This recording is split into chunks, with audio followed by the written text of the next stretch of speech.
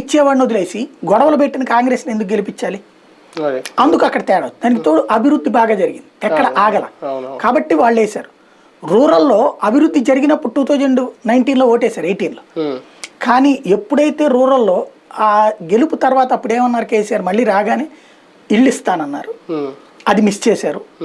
అది చాలా అసంతృప్తి. 1,00,000 ఇళ్ళు కావాల్సిన చోట 5 ఇళ్ళు కడితే మిగతా 99,950 మంది కూడా వ్యతిరేకిస్తారు. 99,500 మంది కూడా అసహించుకుంటారు. దళిత బంధు ఇస్తానన్నటువంటిది 1 కోటి మందికి ఇవ్వాల్సి ఉంటే 14,00,000 మందికి ఇచ్చారండి. మిగతా వాళ్ళందరికీ అసంతృప్తి పెరిగిపోయింది. ఇస్తే నువ్వు శాచ్యురేషన్ పీరియడ్ దాకా ఇవ్వాలి, ఇవ్వకపోతే సైలెంట్ కూర్చో. ఇచ్చి అక్కడికి ఇచ్చి అంటే 100 మంది అవసరమైనటువంటి చోట, అదేది మహాభారతంలో శకునిది ఉంటది కదా, శకుని కుటుంబాన్ని మొత్తాన్ని జైల్లో పడేసి రోజుకు ఒక ముద్ద రైస్ పడేసేవాళ్ళట.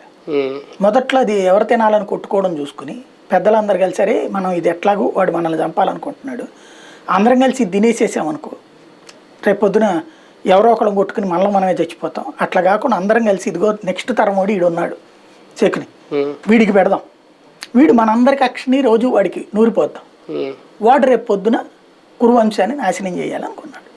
ముద్ద పెట్టారు రోజు, అతను పైకి వచ్చి చేశాడు. ఇక్కడ నీతి ఏంటి అంటే ఒక స్టఫ్ అండ్ డెసిషన్ అనేది కావాలి. ఈ స్టఫ్ అండ్ డెసిషన్ అనేటువంటిది ఇక్కడ ఉందా లేదా అన్న దాని మీదనే ఫ్యూచర్ ఆధారపడి ఉంటుంది. ఫైనల్గా జగన్ని ఢీ కొట్టడానికి జనసేన టీడీపీ రెండు కూడా సంక్షేమం లేదంటే రేవంత్ సక్సెస్ మంత్రాన్ని ఆంధ్రప్రదేశ్ తీసుకురాబోతున్నారు. అక్కడ జరిగినట్టే అదే కనుక జరిగితే చెక్ తప్పదా జగన్కి? ఖచ్చితంగా పోటీ ఉంటుంది. దానికి జగన్ ఏం చెప్తాడనేది చూడాలి. ఆయన సంక్షేమం ఇంతకు మించి ఏమన్నా ఉంటుందా మెరుగైంది? రైట్, చూద్దాం.